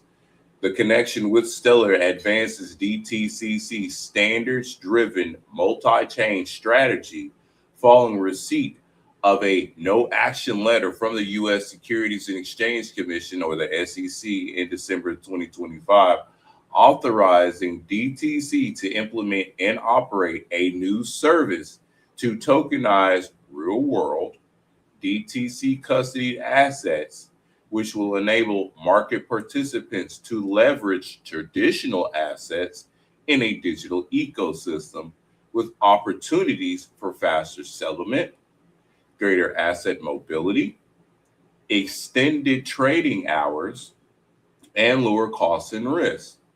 The DTC's tokenized assets will have the same investor protections, entitlements, and safeguards as traditionally held securities. Now, the Stellar connectivity. The DTCC and the SDF expect DTC tokenized assets to be available on the Stellar network in the first half of 2027. Pause. What I've been saying for the longest on this channel, what's going to happen at the very beginning of 2027 towards mid-2027? I've been saying that is when the vast majority of this stuff is going to go into works. And here we do. We have an article from the DTCC itself indicating that. Also, do not forget, here on this magnificent channel, we have been advising that your Fortune 500 companies or your top asset management group, hedge funds managers that manage anywhere from $501 billion up to $2.1 trillion assets under management, they will have if not already accumulating, will have amassed the vast majority of these cryptocurrencies by December, so that way they can offer these services by 2027. Now you have this writing here, right here, that backs up everything of what I've been telling you, literally. So let me go ahead and finish up real quick. This collaboration represents another step forward in the DTCC's effort to build an open, interoperable digital infrastructure. There's that word again, infrastructure, that bridges traditional and digital markets, said Frank La Sala, President and Chief Executive Officer of the DTCC. We are committed to expanding opportunities for market participants to utilize tokenized assets to access deeper liquidity, achieve greater efficiency, and increase transparency on a public blockchain, while retaining the same investor protections and safeguard participants use today for traditionally held assets at DTC. Tokenization can enable new levels of transaction and capital efficiency, observability, and collateral mobility, as well as support extended trading hours. They're wanting to get in them extended trading hours because, you know, crypto trades 24/7. Your old stocks and other stuff, they have a limit on when they can trade, and they be losing out money on that. So why else do you think that they're making a digital twin so that way they can have 24/7 trading, have the extra liquidity, and then basically have your old stuff of which you're able to trade on a new digitized area. So that's double dipping, if you know what I mean. Anyway, the DTCC is the backbone of global capital markets, and integrating their tokenization service with Stellar connects public blockchain networks to regulated market infrastructure. Let me repeat that one more time. The DTCC is the backbone of global capital markets, and integrating their tokenization services with Stellar connects public blockchain networks to regulated market infrastructure. So basically, the backbone of global capital markets is linking up with Stellar. If you do not see how huge this is, I don't know what else to tell you.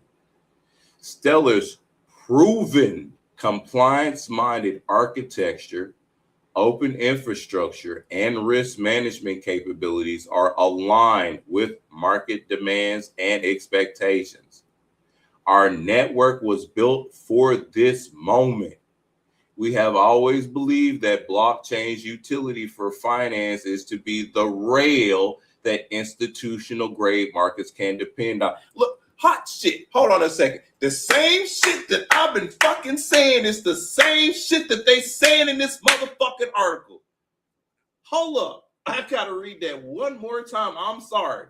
Stellar's proven compliance-minded architecture, open infrastructure, and risk management capabilities are aligned with market demands and expectations. Our network was built for this moment. We have always believed that blockchain's utility for finance is to be the rail that institutional grade markets can depend on. This is your institutional plumber. This is it. In the intern, the DTCC and the SDF will collaborate to evaluate tokenization use cases for eligible asset classes, including opportunities to tokenize highly liquid assets such as constituents of the Russell 1000, ETFs tracking major indices, and U.S. Treasury bills, bonds, and notes consistent with the DTC's regulatory obligations. I kept telling y'all that Stellar, HBAR, XRP, and a couple of other ones are all going to be a part of this real world asset chain. And we already know that U.S. Treasury bills, bonds, and notes, commodities are all a part of that. So the DTCC is focused on unlocking opportunities to drive tokenization safely, fairly, and at scale to help market participants improve capital efficiency, liquidity, and resilience across global markets within a trusted, regulated framework. said Brian Steele, DTCC Managing Director, President of Clearing and Security Services. We are leveraging our 50 plus years of expertise in clearing and settlement to galvanize the industry and foster collaboration across a wide cross-section of market players to enable tokenization of real-world assets. I just said that a minute ago. We're developing and expanding the Web3 ecosystem by creating a truly interoperable tokenization service to connect traditional market liquidity with digital rails, said Nadine Chakar, DTCC Managing Director, Global Head of DTCC Digital Assets. Stellar's proven track record with institutional assets on-chain is an important factor in our evaluation of blockchain networks. This emphasis on compliance, transaction throughput, and low-cost operations meets our rigorous standards and will help ensure we are ready for growth. As usage of blockchain networks for real-world asset transactions increase, we are excited to integrate multiple L1s and L2, or Layer 1 and Layer 2 networks, to ensure interoperability and open access for users of the DTC tokenization service. And really quickly, I just want to drop this on people real fast about the DTCC. In 2025, the DTCC subsidiaries processed security transactions valued at US 4.7 quadrillion.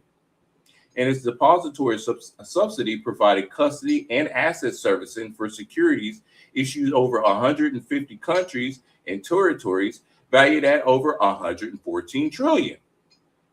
The DTCC's Global Trade Repository Service, through locally registered, licensed, or approved trade repositories, process more than 25 billion messages annually.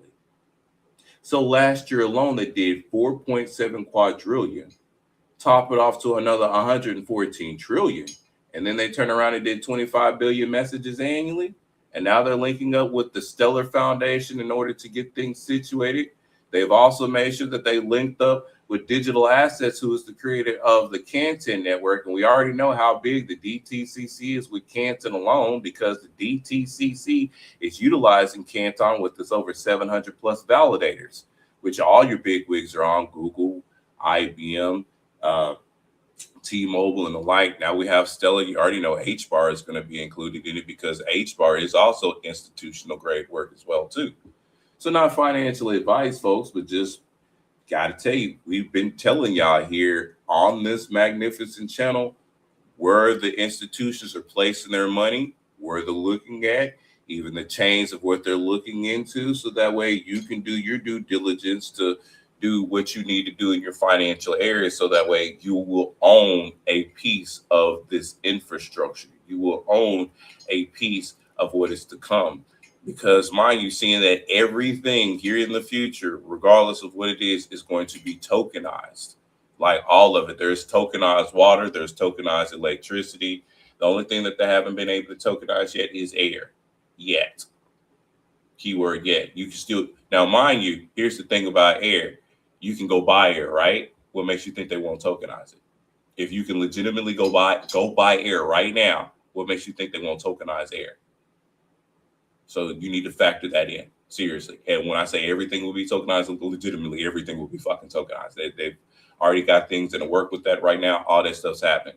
So like I said, not financial advice, but me and my people are paying attention to where things are going and who's linking up with who and where we need to get it to. Because remind you folks, this is a brand new asset class.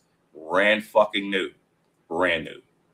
So much brand new to where all your governments, literally your world governments, are all hopping on board about this. Like, don't forget, like, I'm gonna say this real quick, because North America alone is mainly looking at like Bitcoin, ETH, Solana, of course, Stellar, XRP, HBAR, and the like. I mean, you also have Bermuda that's on Stellar. You have Brazil that's on the direct system, which is CBDCs. You have Argentina, which is open for any crypto. You have Colombia, which is building their CBDCs on the Cosmos chain. You have EU that's coming up with the EBSI, which is their own version of the DTCC. In Luxembourg, in Europe, you have them on the DLT system. Asia, Japan, XRP all the way. China is on their own permission blockchain and what they're building up for their own CBDCs. South Korea is public. They're unspecified in regards to what they're using, but they mainly are on HBAR and on Stellar blockchain. Hell, in the Philippines, they're on Polygon and Hedera system. In Vietnam, they're on NDA chain. And then Australia is on Hedera and XRPL system, let alone. So you literally have multiple regions on Hedera alone, which is Australia, Asia, over here, United States, and portions of the EU. That's Hedera. Stellar is over here, United States, the Bermuda, and a couple of other areas over there is with Southeast Asia as well too. XRP is global. XRP is in the UAE, the United States, over there in Australia, over there in Southeast Asia. And that's literally all over the place. All of these are institutional rails that all your institutions are getting into. And this is legitimately the region, the country, and those blockchains of all of what they're on. And they're live right now as we speak. All of them are going into the works.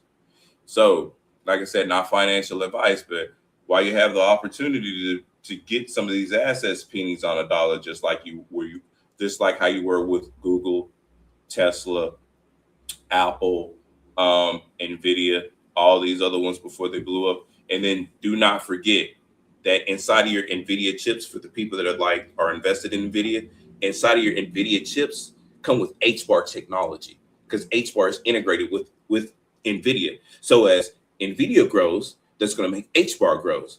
As HBAR grows, that's going to make Nvidia grow in the back end. Because seeing that Nvidia is tied into these AI chips of what they're putting in there, how do you not see where that all is linked up to? So if HBAR is linked up with Nvidia, and if Nvidia is linked up to these AI data centers that's coming along, I'm gonna leave it right there for you. That's what I got for y'all today in the crypto news. Thank y'all for listening. Hope y'all catch it.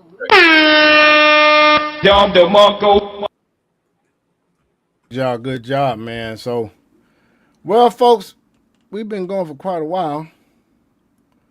We're finna go ahead and cut it for this evening.